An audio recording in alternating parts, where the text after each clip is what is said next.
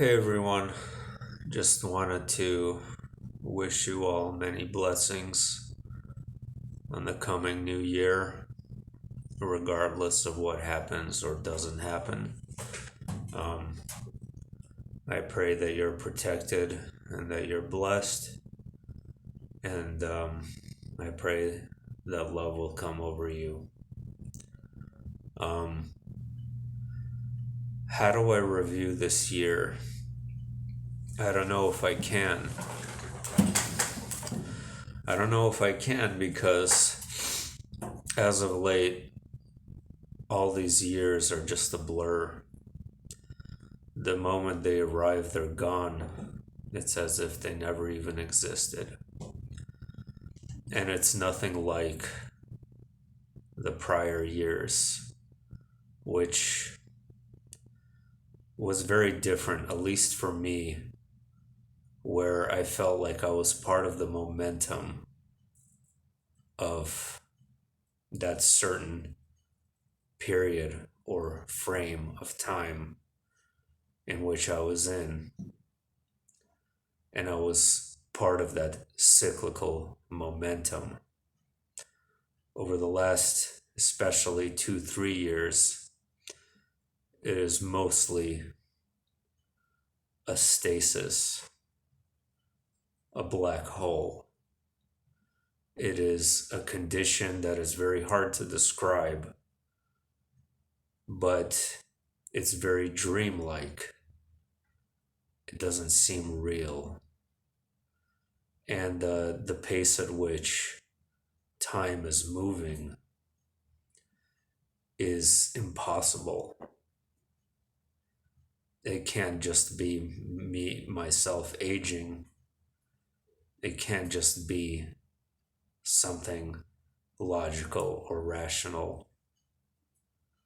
It's like time went in to a black hole and we're inside of it. So what am I supposed to review if the year felt like it was a few weeks rather than a few months? I felt like I had just recently made a video about 2021, and now I'm making a video about 2022. It makes no sense. Now, I do think there's a very real potential that I would say about a 20% chance that this could be the peak year, the pivotal year, that the events of iPad Go 2 will ensue. And the reason I think that is because I've indicated previously, when we first started really researching this, our first thought was always Chinese New Year. That was our initial thought. And this coming year, it's ringing more true than ever before because of many factors, including one of them being included as being the year of the tiger, one of them being included the Olympics being held in China. However, we shall see. Anyway, regardless, do not fear. Try to stay balanced, regardless of what is thrown at us. And fear and terror is the name of the game in this realm. Fear and terror. There is definitely something, though. There's definitely something that I'm sensing about 2022 that I feel will be completely different than 2021. I feel like each of these so-called years, which fly by in the blink of an eye, is its own miniature epoch of time. And we are now transitioning into a newer epoch. And I don't think it'll look anything like this year. I just don't. To put a timeline of events, if it does end up being the year of PetGo 2, the way I see it happening is January 10th through the 13th, there will be diplomatic meetings between Russia, NATO, the US, and other parties. And I am absolutely convinced that there will be a peace agreement, that there will be a truce and a de-escalation of wartime saber rattling. The rest of the month will remain quiet. And then in February, the war will start. We have February 13th and 14th, a very interesting combination of the Super Bowl being a day before Valentine's Day. And in that same time frame is the Olympics in Beijing. There is no doubt that there is a lot of sexual imagery in iPad Go 2, which does not necessarily apply to Osiris and his sort of dismemberment process, where the phallic symbol being most prominent in that process. But there could be just literal imagery for the very reason to imply the day of Valentine's Day, which some see as a day of love, but I mostly see as a day of lust. And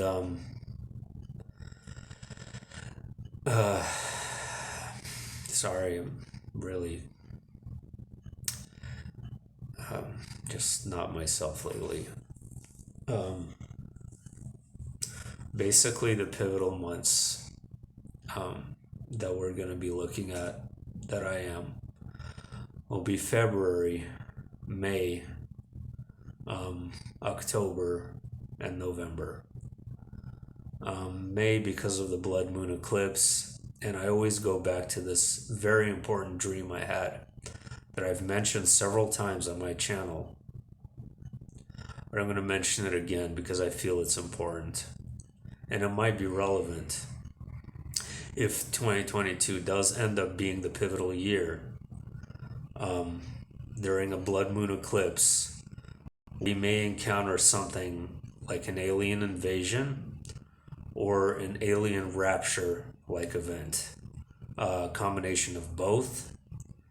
And I'm not going to speak on what is nefarious and what isn't. I'm going to remain entirely neutral. So, with no negativity or positivity, I am just neutral on this whole matter in general for this video. This dream, I was on top of a large hill, and it was a hill that resembled very much a place that I actually go to in my local area that looks out into the Pacific Ocean. And I see a wide expanse before me, a very wide horizon. And I look up to my left and I see the moon, and it's eclipsed. It's a blood moon eclipse. It's a lunar eclipse, and it was very obvious. And the moment it peaked, there were literally thousands of golden orbs that shot out of the ocean into the sky at really high rates of speed. USOs, underwater submerged objects. And it felt like it never stopped. They kept going and going and going.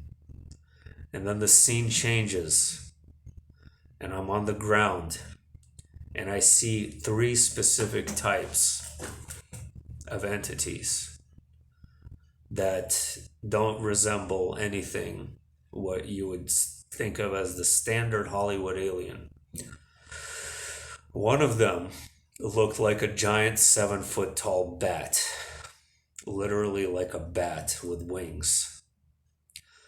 Another one was very tall, about 7 feet tall. They were very slender. They had a very human-like body, though, with even human-colored skin. The difference being is that their heads looked exactly like a spider's head. They had many eyes, all 360 degrees around. The third type was very weird.